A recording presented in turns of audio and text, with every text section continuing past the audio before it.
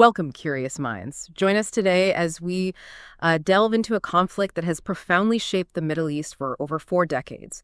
We're talking about Israel's persistent, relentless efforts to prevent Iran from acquiring nuclear weapons. We've explored a really fascinating array of sources that take us right into the heart of intelligence operations, geopolitical chess, and, the surprising personal stories behind major historical shifts. Our aim today is to unpack the complex story of Iran and Israel's relationship, how it dramatically shifted, and the extraordinary, sometimes chilling measures taken to counter nuclear ambitions.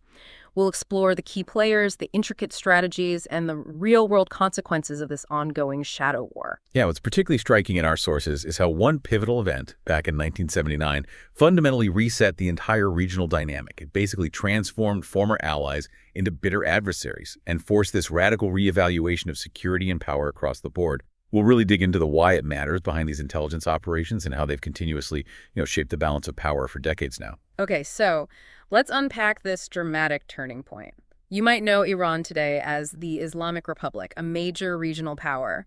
But for decades before that, it was actually a key ally of the United States and, perhaps surprisingly for some listeners, Israel too. What happened? What changed all that? Well, our sources vividly describe February 1979. That's the month the Islamic Revolution toppled the Shah's regime. And this wasn't just like a change in leadership. It was a radical reorientation of power in the Middle East, a complete upheaval. Get this. Yasser Arafat, the leader of the PLO, the Palestine Liberation Organization, he was the first foreign leader to visit revolutionary Iran. Made a huge, triumphant show of solidarity. He stood on a balcony overlooking this leafy street in central Tehran right next to the Palestinian flag. Viva PLO was graffitied on the walls. And this very building, just days before, had been the Israeli embassy. Wow, the symbolism there is just incredibly potent. Absolutely.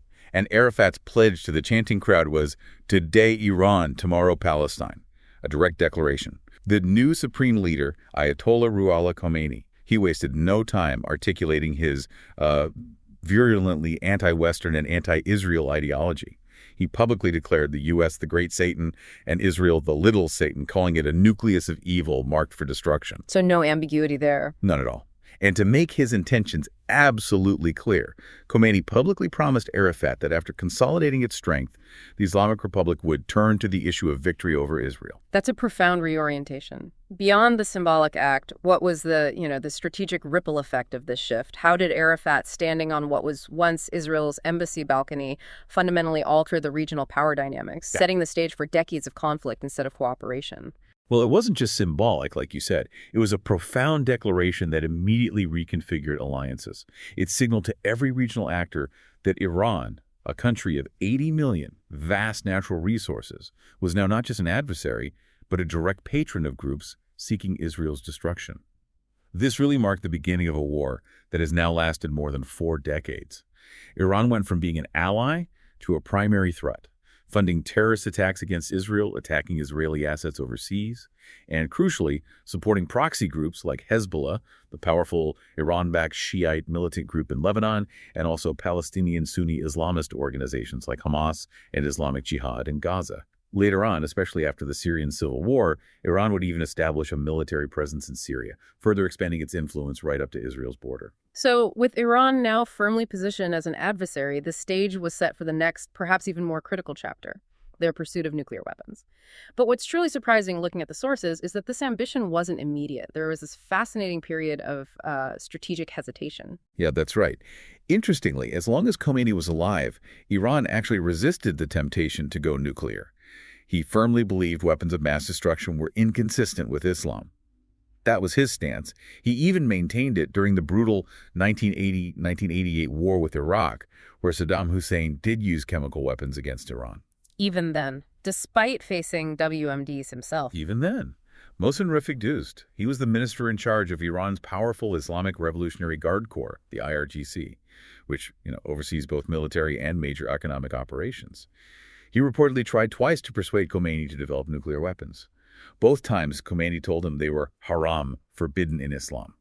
But this wasn't really moderation, you see. It was more of a tactical consideration on Khomeini's part. He prioritized consolidating power first and only later exporting the revolution. He seemed to fear that developing nukes too soon would make Iran vulnerable to attack before the regime was stable. Right. Makes sense tactically. But the next leader clearly had no such reservations. What changed then? Correct. Khomeini's successor, Ayatollah Ali Khamenei, ordered work to begin on upgrading Iran's pre-revolution civil nuclear program into a military one. This was despite him also issuing his own fatwa against WMD production. Okay, so how do you square that? Issuing a fatwa against it, but ordering the work anyway. Well, Harold Rode, a former American intelligence analyst and Middle East specialist, he explains this apparent discrepancy through the Persian cultural concept of ketman. Ketman basically means dissimulation, concealing one's true thoughts or beliefs. Rhodes stresses that Iranians, in this particular political context, often attach little meaning to public words and should be judged primarily on their actions. It's a point often misunderstood, apparently, by Western negotiators. That's a crucial distinction. It really leads you to consider how much weight should you actually give to public statements versus observable actions when you're assessing a state's real intentions. Exactly. So if words can be a mask, how did intelligence agencies start to read Iran's true intentions through their actions, especially in the mid-1990s? Yeah, how did they figure it out? Well, they knew Iran was actively buying nuclear knowledge from A.Q. Khan. He's known as the father of Pakistan's nuclear weapons program, and he was running this illegal black market side business selling nuclear tech and know-how. Right, the infamous AQ Khan network. That's the one. Shabtai Shavit, who was the director of Mossad, Israel's intelligence agency at the time, he later admitted they failed to interpret Khan's actions correctly early on. He even said they would have killed Khan had they fully known the extent of what he was doing back then. Later, Israeli intelligence discovered Iran was setting up a major nuclear enrichment facility in Natanz, deep in the desert. Natanz, okay. Yeah. And in 1996, Mossad agents actually entered Iran, posing as tourists, specifically to collect soil samples near the suspected site. Those samples revealed undeniable traces of nuclear activity. Then came the big public reveal. August 14th, 2002. The National Council of Resistance of Iran, or NCRI, an opposition group. They publicly exposed a heavy water plant in Iraq and, more critically, the Natanz plant itself. They revealed it was this highly fortified facility, 8 meters underground, 2.5-meter thick concrete roof, and inside, centrifuges were already producing low-enriched uranium. Wow. So that was the moment the world really knew for sure, the aha moment, as you said. Absolutely. It confirmed Iran's clandestine nuclear ambitions beyond any doubt. Okay, so the 2002 revelations, especially that public disclosure by the NCRI, must have prompted Israel into a new, far more intense phase of covert operations. This is where Ariel Sharon, apparently seeing Israel as too cautious up to that point, made a pivotal decision. He brought in a man whose legendary and, let's be honest, at times brutal reputation preceded him. Indeed. Just 2 weeks before the NCRI's public disclosure, Prime Minister Ariel Sharon appointed Mir Dagan as the new head of the Mossad. Sharon wanted action, not just intelligence analysis coming across his desk. He sought someone like himself, daring, proactive, eager to use the Mossad for aggressive operations. Someone who carried, as Sharon famously put it, a dagger between his teeth. A dagger between his teeth. Quite the image. What was Dagan's background? Well, Dagan was born in 1945 in the Soviet Union. His parents were fleeing the Nazis. He came to Israel when he was 5. Served in the elite IDF paratroops. And then in 1970, Sharon himself recruited him to head Sayeret Ramon. That was a highly specialized, often undercover counterterrorism unit operating in Gaza back then. And that's where Dagan gained this reputation for unorthodox methods, effectiveness, and immense personal bravery. He even earned a Medal of Valor for disarming a live grenade thrown at his patrol. Sharon also had that rather stark quote about him. Dagan's specialty is separating an Arab from his head. Gives you a sense of his perceived ruthlessness. Definitely paints a picture. But was he just a fighter? No, and that's what's fascinating. Dagan was truly a man of contrasts. While he was this hardened fighter, he was also an intellectual. He apparently quoted French poetry, loved Bach's music. He was even a talented amateur painter, brightly colored subjects from the field, like an Arab and his horse, or an olive tree, sort of borrowing from the land of Israel art style. Yet outwardly, he was notoriously gruff, brazen. The quintessential sabra, that Israeli term for someone born there, supposedly tough like the cactus fruit on the outside, but maybe softer inside. Interesting. How did others see him, like, say, his counterparts in the U.S. intelligence community? Well, Michael Morrell, a former deputy director of the CIA, described Dagan perfectly, I think. He said Dagan was someone you wouldn't want to get into a street fight with, but somebody you also wouldn't want to play a chess match against. That captures the blend of toughness and intellect. And Leon Panetta, also a former CIA director, recalled Dagan giving him some chillingly direct advice on dealing with al-Qaeda leaders. Panetta asked what Dagan would do, and Dagan apparently replied without hesitation, "I'd kill them, and then I'd kill their families." Wow. That's incredibly harsh. Uncompromising, to say the least. It gives you a very clear sense of his mindset when facing perceived existential threats. Total focus, zero compromise. So, with a leader like Dagan, with that kind of mindset at the helm of the Mossad, what was his actual strategic approach? How did he plan to stop Iran's nuclear program? Well, preventing Iran from getting the bomb immediately became Dagan's top priority. Number one on his agenda, he developed this comprehensive approach he called his five-pillar strategy. These pillars were political pressure, covert measures, counter-proliferation of technological know-how, financial sanctions, and ultimately regime change. Okay, 5 pillars. What was the thinking behind that structure?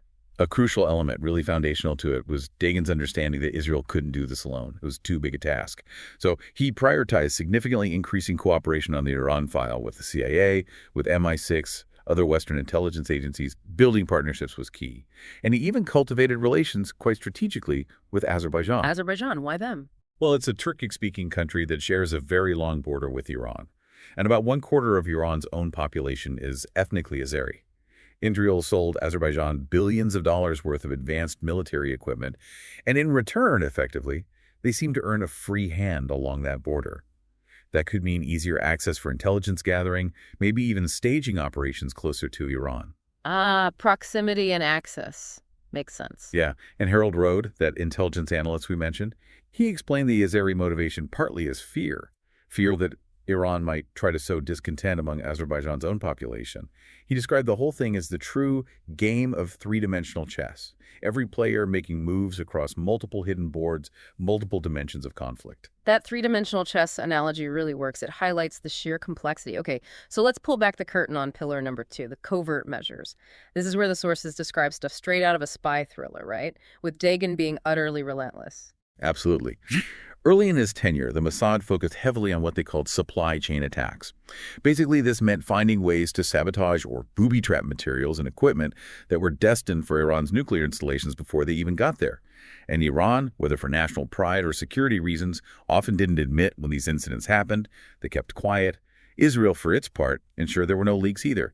So it created this sort of silent, hidden war of sabotage. A former Israeli military officer is quoted saying from 2003 they had a lot of cases where things just blew up. Just blew up. Convenient. Right. And Iran's need for secrecy, the fact they couldn't just order sensitive parts openly, forced them onto the black market. But this ironically gave Israel and its partners an opportunity. They could poison Iran's atomic networks. How? By setting up front companies, sometimes with other Western intelligence agencies, to sell Iran defective or even secretly infected parts. Wow. Yeah. So deliberately selling them bad equipment through secret channels. Exactly. Ehud Olmert, who was a senior Israeli cabinet member back then, revealed the Mossad operated globally to do this. He said, "We attacked their supply chain throughout the world." Israeli agents, including some presumably inside Iran, gained a very detailed level of knowledge about the weak points in Iranian nuclear plants. The first known successful attack using this method seems to have happened in April 2006. It was during Iran's initial attempt to enrich uranium at the Natanz facility. 2 electric transformers, which had apparently been manipulated beforehand, blew up. They wrecked about 50 centrifuges. Those are the specialized machines that spin uranium gas at high speeds to enrich it. This explosion pushed back the plant's full operational opening by months. And to leave those specific centrifuges, or at least critical components for them, were supplied by Swiss engineers who were part of A.Q. Khan's illicit ring and who had been secretly recruited by the CIA. Incredible coordination. But beyond sabotaging equipment, Dagan's strategy also involves something far more controversial, far more personal, targeting individuals. How do they justify such extreme measures? What was the logic there? Well, this brings us to the targeted assassinations. And the logic, as our sources explain it, was basically twofold. First, the idea was to destroy nuclear knowledge that, as Dagan himself put it, resides in the brains of people. See, hitting a centrifuge means Iran might just build or buy another one. But targeting a key expert destroys vast knowledge acquired through hard work, time, and money. It's much harder to replace a person's expertise. Second, it was about deterrence. To deter other scientists from participating in the nuclear program by demonstrating the extreme personal risks involved. So remove key knowledge and scare off others. That seems to be the thinking. Dagan's deputy at the time, Tamir Pardo, who later became Mossad chief himself, is credited with formulating this operational plan. Of course, the Mossad never officially admitted responsibility for any of these killings. Dagan famously just winked and suggested they were perhaps divine intervention. Divine intervention, right. Can you give us some specific examples mentioned in the sources? Sure. One was Dr. Ardashir Husseinpour. He was a specialist in electromagnetics and uranium enrichment, reportedly handpicked by Khamenei for the program. He was found dead in his apartment in Shiraz in January 2007. The official cause of death was listed as a gas leak, but Western intelligence sources, and also Stratfor, that private intelligence firm, pointed towards Mossad involvement, possibly using radiation poisoning. Radiation poisoning, like something out of a Cold War movie. Exactly. Then, in January 2010, Masoud Ali Mohammadi, a professor of neutron physics at Tehran University. He was killed by a bomb hidden in a motorcycle, detonated remotely as he left his home. The blast was huge. It shattered windows nearby. Neighbors thought it was an earthquake. Iran initially denied he had ties to the nuclear program, but they later arrested and hanged a man named Majid Jamali Fashi. They claimed he was a Mossad agent, and he confessed on Iranian TV, whether coerced or not, who knows, to being recruited in Istanbul, receiving an encrypted laptop, and getting training in Tel Aviv for the assassination. And there were others too, weren't there, later that same year? Yes. November 2010 saw two incidents almost back-to-back. Professor Majid Shariari, an elementary particle physicist, also involved in nuclear engineering. He was killed by a magnetic bomb slapped onto his car door by assassins on a motorcycle while he was driving on a Tehran freeway. He reportedly worked directly on nuclear warhead development with the IRGC. Then, just about 20 minutes later, using the exact same method, another attack targeted Dr. Feridun Abbasi-Davani. He was an assistant professor of nuclear engineering, actually sanctioned by the UN for his role in the program. But this attempt failed. He and his wife managed to scramble out of their car seconds before the bomb exploded. They suffered only light wounds. So this shadow war wasn't just confined to Iranian soil, was it? It extended to Iran's regional collaborations, showing, as you said, how far a state might go to protect its perceived security interests. What did that look like? Right. The sources detail Israel acting quite decisively against what it saw as a really volatile mix of Iranian, Syrian, North Korean cooperation on nuclear matters. Right. A key moment came in 2007. An Iranian IRGC general named Ali Reza Asghari defected to the West, reportedly ending up in the U.S., and the Mossad apparently played a significant role in arranging or facilitating this defection. Asghari brought critical intelligence. He revealed that Iran was funding a secret nuclear reactor being built in Syria using North Korean technology and know-how. It was essentially a direct copy of North Korea's Yongbyon plutonium production reactor. A plutonium reactor in Syria, funded by Iran. Exactly. It was intended as a backup for Iran's own Iraq heavy water reactor, which was also designed to produce plutonium, the ideal fuel for a nuclear bomb. Syria presumably hoped to get its own bomb out of the deal in return for hosting the facility. The Mossad got intelligence confirming the reactor, located at a site called Al-Kibar in eastern Syria, was about to go hot, meaning become operational, loaded with nuclear fuel. How did they get that confirmation? Well, according to a detailed account in the New Yorker magazine, Mossad agents managed to break into the Vienna hotel room of Syria's Atomic Energy Committee head, Ibrahim Othman. He was there for an International Atomic Energy Agency, the IAEA, meeting. While he was out, they apparently downloaded the entire contents of his laptop. Tamir Pardo, Dagan's deputy, later quipped about Othman. He was never interesting, but then he made a mistake and had something interesting on his laptop. Unbelievable. So they had the proof. What happened next? The strike. On September 6, 2007, an Israeli air raid completely destroyed the Al-Kibar reactor site, obliterated it. Israel maintained silence about it for over a decade, but finally admitted responsibility in 2018. They declassified reports detailing how 8 F-15 and F-16 warplanes flew about 270 miles into Syria, undetected, and dropped 18 tons of munitions on the target. When they declassified it, Israel's intelligence minister at the time, Israel Katz, tweeted that it was an open threat to Iran. His message was clear. Israel will never allow nuclear weaponry to be in the hands of those who threaten its existence. Syria then, and Iran today. Making the link explicit. And the covert actions didn't stop there, did they? There was another major figure taken out around that time. That's right. The following year, 2008, in Damascus, Syria's capital, the Mossad, this time reportedly with operational help from the CIA, they assassinated Hezbollah's notorious military chief, Imad Muniyeh. He was a high-value target, a real archenemy for both Israel and the U.S., Mounier was linked to just a staggering list of attacks. Yeah. The 1983 bombing of the U.S. Embassy in Beirut that killed 8 CIA personnel, the devastating U.S. Marines barracks bombing later that year that killed 258 Americans, also the 1984 kidnapping and brutal torture murder of the CIA station chief in Beirut, William Buckley. And significantly for Israel, the 1992 bombing of the Israeli embassy in Buenos Aires and the 1994 bombing of the AMIA Jewish Community Center, also in Buenos Aires, which killed 85 people. He was a major figure in international terrorism. An incredible list. So sabotage, assassinations, preemptive strikes. And then there was perhaps the most technically sophisticated, the most novel of Dagen's strategies, something entirely new in warfare at the time. Yes, this was the cyber weapon. Specifically, the computer worm known as Stuxnet. It's often described as potentially the most devastating of Dagen's 5 pillars in terms of its impact on the nuclear program itself.